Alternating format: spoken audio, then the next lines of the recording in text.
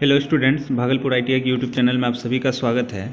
जैसा कि आप लोग देख पा रहे होंगे कि eastern railway recruitment cell Kolkata से अप्रेंटिसशिप की बहाली आई हुई है, जो कि एक बहुत सुनहरा मौका कह सकते हैं। एक साथ ईस्टर्न रेलवे ने निकाला है। ईस्टर्न रेलवे मतलब पूर्वोत्तर रेलवे। इसमें आप ये समझ लीजिए कि यूनिट वाइज निकला हुआ है, बहुत सारे जगह से निकला हुआ है और बल्क में अप्रेंटिसशिप का ये अभी बहाली आया हुआ है। तो आप लोग इस वीडियो को ध्यान से देखेंगे, पूरा देखेंगे, क्या है इसका प्रोसेस। एक बार आप लोग अच्छे से देख लेंगे तो कहीं पर कोई दिक्कत नहीं होगा। तो आप लोग वैसे स्टूडेंट्स जो आईटीआई पास कर चुके हैं, अप्रेंटिसशिप करना चाह रहे हैं, तो इस वीडियो को शेयर करेंगे, लाइक करेंगे, और जिन्होंने अभी तक सब्सक्राइब नहीं किया है प्लीज़ सब्सक्राइब करेंगे। तो चलिए अब हम लोग वीडियो को स्टार्ट करते हैं। तो सबसे पहला बात तो ये है कि आप लोग देख ही रहे हैं कि ये ईस्टर्न रेलवे से आपका अप्रेंटिसशिप का बहाली आया हुआ है, जिसका मुख्यालय कहाँ है? कोलकाता में है। ठीक है, लेकिन ये जो अप्रेंटिसशिप निकला हुआ है ये सिर्फ एक जगह से नहीं, ये ईस्टर्न रेलवे में जो जो यूनिट पड़ता है वहाँ से निकला हुआ है। यानी कि अलग अलग यूनिट से अलग अलग बहाली आई हुई है, अलग अलग ट्रेड के लिए, और बहुत ही अधिक आई हुई है। इतना ज़्यादा जल्दी आता नहीं है। तो आप लोग इस सुनहरे अवसर का फ़ायदा ज़रूर उठाएंगे। ठीक है, तो सबसे मेन बात है कि यहाँ पर सबसे मेन चीज़ हो रहा है कि ये अप्लाई कब से करेंगे और इसका डेट वगैरह क्या है, ये पहले देख लेते हैं। देखिए, आप जो अप्लाई करने का डेट होगा वो 11 अप्रैल 2022 से है। यानी कि अभी ये लिंक एक्टिवेट नहीं होगा, लेकिन आप लोग ध्यान रखेंगे कि हम लोग को इस बार भरना है, क्योंकि अभी बहुत सारे स्टूडेंट्स जो है परेशान है कि हमको अप्रेंटिसशिप करना है, क्योंकि अप्रेंटिसशिप करने का डिमांड अब ज़्यादा होगा। रेलवे जो है अब बता रही है कि हम ग्रुप डी में जो है 20% सीट देंगे और अप्रेंटिस वाले को प्रेफरेंस देंगे, उसको जो है दौड़ वगैरह नहीं करना होगा। साथ ही साथ ये भी अभी सुनने में आ रहा है कि अब ग्रुप सी की बहाली वगैरह में भी हो सकता है अप्रेंटिसशिप वालों को, टेक्नीशियन वगैरह में कुछ फ़ायदा मिले। ठीक है, तो अप्रेंटिसशिप के बारे में सभी को पता है कि ये 1 साल का ट्रेनिंग होता है।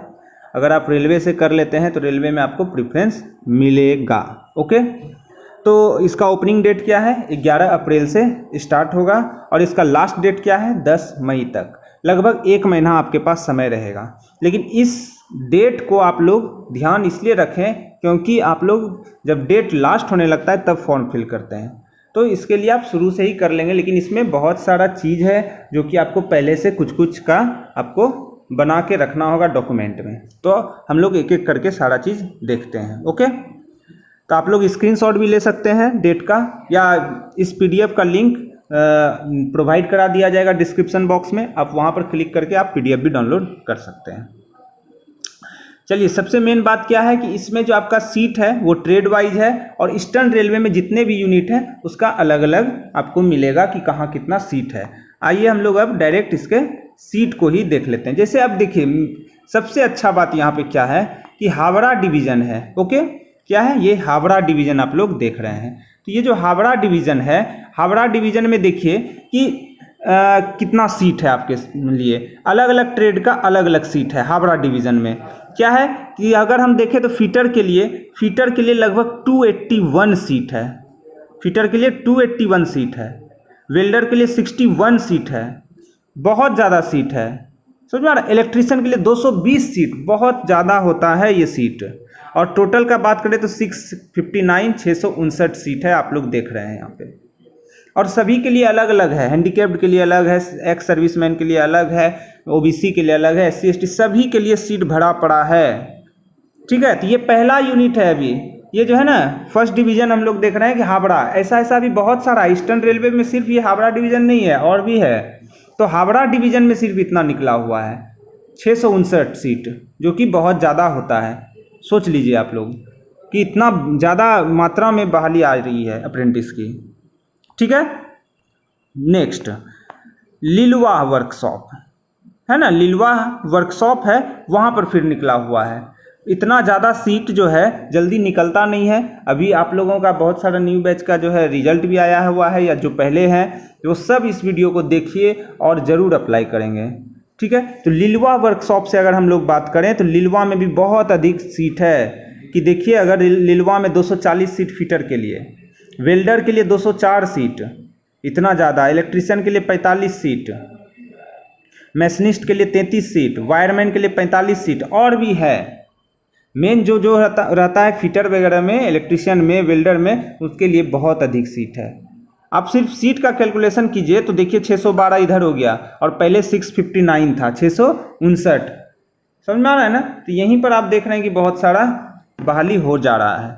नेक्स्ट अभी ख़त्म नहीं हुआ है, सियालदाह डिवीज़न में देखिए, ये सियालदाह डिवीज़न से आपको दिखा रहे हैं। सियालदाह डिवीज़न में देखिए इलेक्ट्रीशियन फिटर 28 सीट है, इलेक्ट्रीशियन फिटर 6, इसमें यानी कि दोनों भर सकते हैं।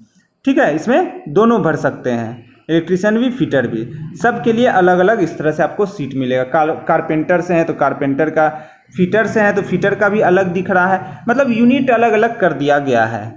ओके, तो इसमें अगर हम बात करें तो 297 लगभग 300 सीट यहाँ सियालदाह में आपको दिख रहा है। ओके, चलिए नेक्स्ट देख लेते हैं। कचरापाड़ा वर्कशॉप है। वर्कशॉप में पता ही है कि गाड़ी वगैरह में जो भी चीज़ दिक्कत है इंजन वगैरह में उसको ठीक ठाक किया जाता है, वर्कशॉप है। तो उस वर्कशॉप में फिर अगर हम बात करें कचरापाड़ा में तो देखिए सीट आपको फीटर में 60 सीट, वेल्डर में 35, इलेक्ट्रीशियन में 66, इस तरह से मैशनिस्ट, वायरमैन, कारपेंटर, पेंटर वगैरह मिला के 187 सीट है। ओके, जबकि एक जगह से निकलता था इतना सीट, अब है क्या कि इतना ज़्यादा एक बार में निकाला गया है, तो इसका हम लोग फ़ायदा ज़रूर उठाएंगे। अब आते हैं मालदा डिवीज़न में। अगर हम मालदा डिवीज़न का, आप लोग देख पा रहे होंगे ये मालदा डिवीज़न का सीट है। तो मालदा डिवीज़न में देखिए यहाँ इलेक्ट्रीशियन में कितना सीट है, 40 सीट है, इलेक्ट्रीशियन में 40 सीट, फिटर में 47 सीट, डीजल मैकेनिक 38 सीट है, बहुत ज़्यादा सीट है। ठीक है, तो इस तरह से यहाँ पर हम देखें तो 138 सीट आपको यहाँ पे दिखेगा, 138 सीट। अब आते हैं आसनसोल में, ये भी आपका बंगाल में पड़ रहा है, आसनसोल सभी को पता है। आसनसोल डिवीज़न में देख लेते हैं अब कितना सीट है। आसनसोल में देखिए कि फिटर में 41 सीट, टर्नर में 4 सीट, वेल्डर में 26, इलेक्ट्रीशियन में 30, डीजल मैकेनिक में 11, टोटल हो गया आपका 112। सॉरी, ये 112 नहीं, 412, ये आपका हो गया 412 सीट, ये 412 सीट है। ये मैं सिर्फ आपको इधर का ओबीसी का बता रहा था, ये थोड़ा सा यहाँ पे आप ध्यान रखेंगे। हाँ, ये ओबीसी का सीट है। अगर हम टोटल का बात करें तो यहाँ पे है सीट मेरा टोटल 412, 151, 14, 96, 110, 41, इतना ज़्यादा बहाली, समझ में आ रहा है। तो बहुत ज़्यादा सीट निकला हुआ है, तो आप लोगों के चांसेस उतना ही अधिक बढ़ गया है कि अब आप लोगों का होना लगभग तय है। आते हैं अब जो कि बिहार में ही है, जमालपुर। बहुत सारे स्टूडेंट्स का रहता है कि नहीं सर हम नज़दीक में ही क्या, हालांकि बंगाल भी नज़दीक है, फिर भी उसमें भी और नज़दीक क्या आ गया, जमालपुर वर्कशॉप, जो कि बहुत ज़्यादा चर्चा में रहता है कि जमालपुर वर्कशॉप से, जमालपुर से हम लोग करेंगे अप्रेंटिस। तो जमालपुर से अगर हम लोग बात करें तो जमालपुर में फिटर में देखिए 251 सीट, बहुत ज़्यादा वैकेंसी है। वेल्डर में 218, मैशनिस्ट में 47, टर्नर में 47, इलेक्ट्रीशियन में 42, डीजल मैकेनिक में 62 और टोटल हो गया आपका 667 सीट। बहुत अधिक सीट निकला हुआ है, तो आप लोग ध्यान से देख लेंगे इस चीज़ को। कहाँ कहाँ से निकला हुआ है सभी को पता हो गया। जमालपुर वर्कशॉप हो गया, उसके बाद आसनसोल से, मालदा डिवीज़न से, कचरापाड़ा वर्कशॉप से, सियालदाह डिवीज़न से, लिलुआ वर्कशॉप से और हावड़ा डिवीज़न से। इतना जगह से आपका अप्रेंटिसशिप का फॉर्म निकला हुआ है। अब दिमाग में आपका आ रहा होगा कि क्या सभी में हम लोग फिल कर सकते हैं या एक में कर सकते हैं या अलग अलग सबका फॉर्म फिलअप करना होगा। तो ये सब जानकारी आपको आगे मिलेगी अभी। ठीक है, तो ध्यान से वीडियो को देखते रहिए। और रिजर्वेशन का बात करें तो सभी को पता है SC ST OBC वगैरह को, हैंडीकैप्ड को रिजर्वेशन मिलेगा ही मिलेगा। ठीक है, एक्स सर्विसमैन वगैरह हैं तो उसको भी मिलेगा। चलिए अब एज पे आते हैं, जो कि बहुत ही इंपॉर्टेंट है। एज क्या लिखा गया है कि the candidate should have completed 15 years, minimum 15 साल होना चाहिए और मैक्सिमम 24 साल, यानी कि 15 से 24 साल के स्टूडेंट्स ही इसको फिल कर सकते हैं। 15 से 24 साल, लेकिन 15 से 24 साल कौन, तो वो UR कैटेगरी के अनरिजर्व्ड वाले 15 से 24 साल। लेकिन अगर आप SC ST से हैं तो आपको 5 साल का छूट मिलेगा, मतलब 24 और 5 कितना हो गया, 29 साल तक वाले भर सकते हैं। अगर आप OBC से हैं तो 3 साल का छूट मिलेगा, 24 और 3 27 हो गया। अगर आप हैंडीकैप्ड हैं तो 10 साल का छूट, यानी कि 24 और 10 34 साल तक आप भर सकते हैं, ठीक है। लेकिन ध्यान ये रखना है कि आपको उसमें अपलोड करना होगा डॉक्यूमेंट, और अपलोड करने के लिए आपको SC ST हैं या OBC हैं या आप EWS हैं या आप हैंडीकैप्ड हैं, तो आपको जो है OBC सर्टिफिकेट या SC ST certificate, handicapped certificate या EWS सर्टिफिकेट आपको देना होगा, ठीक है। आपको देना ही होगा, अपलोड करना ही होगा। जिनका अभी ये डॉक्यूमेंट नहीं बना है वो जरूर बनवा लें, अभी आपके पास समय है, ओके। अब आते हैं आपको क्या उसमें एलिजिबिलिटी खोज रहा है। तो बोला जा रहा है the candidate must have 10th class examination पास होना चाहिए, 10th पास होना चाहिए, मिनिमम 50% मार्क्स के साथ, 10th में कम से कम 50% होना चाहिए, ठीक है, कम से कम बोला जा रहा है। और साथ ही साथ ITI भी पास होना चाहिए NCVT या SCVT से, ओके। 10th पास होना है मिनिमम 50% से, और NCVT से यानी कि ITI पास भी होना है उनको, क्लियर है। उसके बाद मेडिकल वगैरह तो ठीक है। अब आपका सिलेक्शन कैसे होगा, सिलेक्शन होगा कैसे, तो सिलेक्शन सिंपल सा आपको पता है कि यहाँ पे भी मार्क्स बेसिस पर होता है, परसेंटेज बेसिस पर होता है। 10th में बोला गया है मिनिमम 50%, हो सकता है कि किसी को आ गया है 60% मैट्रिक में, और ITI में है उसको 80%, तो दोनों को जोड़ दिया जाएगा, 814 140, और 140 में फिर 2 से भाग दिया जाएगा, आपको आ गया 70%, आपका मेरिट हुआ 70%। अगर वहाँ कट ऑफ 65% निकला है तो आपका हो जाएगा। तो वहाँ पर क्या होगा कि आपका परसेंटेज जितना बढ़िया है 10th और ITI में, उतना ही चांसेस आपका होने का है। समझ में आ रहा है बात। तो जिनका भी परसेंटेज ठीक ठाक है वो जरूर अप्लाई करेंगे, क्योंकि इसमें बहुत अच्छा अपॉर्चुनिटी है, सीट बहुत अधिक है। जब सीट अधिक है तो थोड़ा कम परसेंटेज वाले का भी होने का चांसेस बढ़ जाता है, ठीक है। तो भरना जरूर है। अब ये नहीं सोचना कि मेरा कम है, मिनिमम 50% है, अगर आपका 55 भी है, 60 भी है, जिसका भी जितना भी है वो जरूर भरेंगे, ओके। चलिए अब आगे बढ़ते हैं। अब एप्लीकेशन फ़ी देख लेते हैं। हम लोग जो अप्लाई करेंगे, अप्लाई करने में कितना लगेगा, 100 रुपीज़, 100 रुपया लगेगा, जो कि आप अपने ATM कार्ड से कर सकते हैं, इंटरनेट बैंकिंग से, या आप UPI वगैरह से, गूगल पे, फ़ोन पे, पेटीएम वगैरह से भी कर सकते हैं। लेकिन अगर आप SC ST हैं, हैंडीकैप्ड हैं या वुमेन है तो आपको कोई फ़ी नहीं लगेगा, आपको कोई फ़ी नहीं लगेगा, नो फी, ठीक है ना। अगर आप UR हैं, OBC हैं, तो EWS हैं तो आपको 100 रुपया लगेगा, लेकिन SC ST हैंडीकैप्ड या वुमेन कैंडिडेट हैं तो आपको कोई फ़ी देना नहीं है। क्लियर हो गया। अब आते हैं सबसे इंपॉर्टेंट चीज़ पर, आप अप्लाई कैसे करेंगे और क्या क्या इसमें क्राइटेरिया है, क्या क्या प्रोसेस है, उसको ध्यान से देख लेंगे। ये वीडियो थोड़ा लंबा होगा, लेकिन ध्यान रखेंगे कि एक बार अगर आप वीडियो को पूरा देख लेंगे, कहीं पर भी आपको फॉर्म फिल करने में कोई दिक्कत नहीं होगा। सबसे मेन चीज़ जान लीजिए, आपको यहाँ पर ऑनलाइन अप्लाई करना है, ठीक है। क्या करना है, ऑनलाइन आपको अप्लाई करना है, ऑफलाइन का कोई चक्कर नहीं है। आपके सामने ये वेबसाइट आपको दिख रहा होगा, www.rrcer.com, यहाँ पर जा करके आप देख सकते हैं, या गूगल में सर्च कीजिएगा RRCER अप्रेंटिस, तो वहाँ पर भी आपको खुल जाएगा। अभी हालांकि लिंक एक्टिव नहीं हुआ है क्योंकि डेट है अभी, तो आप लोग ध्यान रखेंगे 11 तारीख से फॉर्म फिल होने वाला है, तो उसके पहले आप लोग सारा डॉक्यूमेंट रेडी रखेंगे, और भी मैं डॉक्यूमेंट अभी बता दूंगा ताकि आपको उस समय फिर दिक्कत नहीं हो। क्लियर है। तो ये है मेरा वेबसाइट। अब हम फिल कैसे करेंगे उसमें देख लेते हैं। चलिए, सबसे मेन बात है कि जब हम लोग फिल करने लगते हैं तो name, father's name, date of birth वगैरह डालते ही हैं, सारा चीज़ डालते हैं, लेकिन उसमें डॉक्यूमेंट डालने में दिक्कत हो जाता है। सबसे मेन बात है फोटोग्राफ। फोटोग्राफ जो है, आप सबसे मेन चीज़ जान लीजिए कि फ़ोटो जो आप लोग डालते हैं वो ज़्यादा पुराना नहीं डालिएगा, और कम से कम 10 कॉपी सेम फ़ोटो का आप लोग रख लीजिएगा।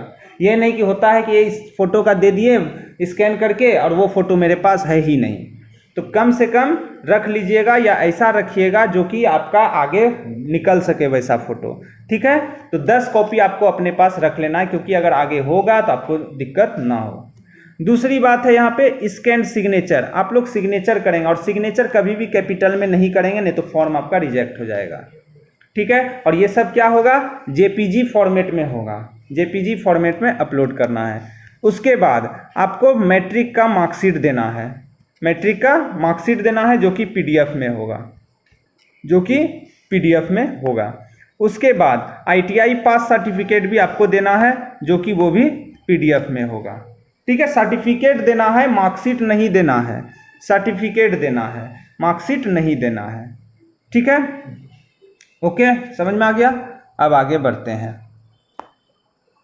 अगर आप SC ST OBC हैं तो आप अपना वो भी सर्टिफिकेट लगाएंगे यहाँ पे पीडीएफ में, और अगर हैंडीकैप्ड है तो वो भी देंगे, ठीक है। EWS हैं तो EWS वाले भी अपना डॉक्यूमेंट लगाएंगे, नहीं तो आपका एप्लीकेशन रिजेक्ट हो जाएगा। क्लियर है। चलिए, अब देखिए मेन चीज़ यहाँ पे ध्यान ये रखना है कि आखिर हम लोग अप्रेंटिस करें तो करें क्यों। कितने बच्चों के दिमाग में रहता है कि क्यों करें अप्रेंटिस, इसलिए मैं बता रहा हूँ कि देखिए ये भी क्या कह रहा है, 3 नंबर आप पारा को पढ़िएगा तो कह रहा है however 20% of the vacancies notified to be filled up in level 1 recruitment notification group D category post grade pay 1800, यानी कि ग्रुप डी की जो बहाली आएगी उसमें आपको 20% क्या रहेगा, रिजर्वेशन आप ही के लिए वो रहेगा। और आपको मिनिमम क्वालिफिकेशन, मान लिए कि 100 नंबर का एग्जाम है तो आपके लिए अगर 30 नंबर है क्वालिफाइंग का तो आपको सिर्फ 30 नंबर लाना है, ये नहीं कि हमको ज़्यादा लाना होगा, नहीं, आप सिर्फ पास मार्क्स लाइएगा और आपका हो जाएगा, ठीक है। इसलिए अप्रेंटिस करना बहुत ज़रूरी है, आपको फ्यूचर में बहुत फ़ायदा मिलेगा, ठीक है। अब आते हैं कि अगर मेरा सिलेक्शन वगैरह हो जाता है तो क्या करें। कोई दिक्कत नहीं, सिलेक्शन आप किसी में भी, देखिए अब मैं बता दे रहा हूँ कि अगर हम फॉर्म फिलअप करने जाएंगे, फॉर्म जो फिलअप करेंगे तो वहाँ पे हमको बहुत सारा यूनिट दिखाएगा, बहुत सारा हमको डिवीज़न दिखाएगा, तो वहाँ पे हमको प्रीफ्रेंस देना है, ठीक है ना। जैसे जमालपुर है, आसनसोल है, ये सबसे अच्छी बात क्या है हमारे लिए कि यहाँ पे हमको प्रीफ्रेंस देना है। वहाँ पे जैसे ही हम लोग अप्रेंटिसशिप में जाएंगे ईस्टर्न रेलवे के साइट पर, तो वहाँ पे हमको क्या मिलेगा कि क्लिक जब करेंगे तो फर्स्ट नंबर में मान लिया हम लोग जमालपुर दे दिए, ठीक है। दूसरा नंबर में हम लोग चाहते हैं नहीं आसनसोल दे देते हैं, आसनसोल दे दीजिए, वहाँ पे ऑप्शन खुलेगा आपका, ठीक है, आप दे दिए वहाँ पे। तीसरा नंबर में हम चाहते हैं कि नहीं मालदा में हम करना चाह रहे हैं, तो आप इस तरह से प्रीफ्रेंस दे सकते हैं। आपका कट ऑफ जहाँ जहाँ आएगा आप वहाँ सेलेक्ट हो सकते हैं, लेकिन आपको कोई एक ही जगह अप्रेंटिसशिप करने का मौका मिलेगा, लेकिन आप वहाँ पर क्या करेंगे, प्रीफ्रेंस में सारा सिलेक्शन करेंगे कि जितना भी यूनिट है, जितना भी डिवीजन है, सारे पे हम लोग क्लिक करेंगे 1 2 3 4 5 6 7 करके। किसी में भी हो जाता है तो हम चले जाएंगे, ये नहीं सोचना है कि नज़दीक जो है या दूर है, ऐसा कुछ नहीं है। आपको नज़दीक कीजिए या दूर कीजिए, लगभग वही 9,500 यानी 9500 रुपया मिलने वाला है, ठीक है। उसमें ना कटौती होगा और 1 साल का ही ट्रेनिंग होगा, और सब जगह बढ़िया ही ट्रेनिंग होता है, रेलवे में कहीं कोई दिक्कत नहीं होता है, समझ में आया। और आप यहाँ पे प्रीफ्रेंस दे देंगे, अगर इलेक्ट्रीशियन के स्टूडेंट है तो जमालपुर के इलेक्ट्रीशियन में जितना कट ऑफ रहेगा, या आसनसोल में, मालदा में, या हावड़ा में, सब जगह जितना, या लिलवा में जितना कट ऑफ आते जाएगा आपका, मान ली इसमें नहीं हुआ तो 2 नंबर में जो होगा उस पर हो सकता है, या 3 नंबर में, तो आप लोग इस तरह से अपना प्रीफ्रेंस दे सकते हैं, समझ में आया। तो ये पूरा प्रक्रिया है आपको फॉर्म फिल करने का। तो आप लोग ध्यान रखेंगे, आप अपना डेट देखेंगे कि आप लोग फॉर्म फिलअप करने जा रहे हैं तो सारा डॉक्यूमेंट आपके पास अवेलेबल है या नहीं है। आप नहीं है वो डॉक्यूमेंट तो आप लोग ज़रूर डॉक्यूमेंट को अपना बनवा लें, और 11 तारीख से जो अप्लाई होगा आप लोग 11 तारीख से भरेंगे, जो कि 10 मई तक फॉर्म फिलअप होगा।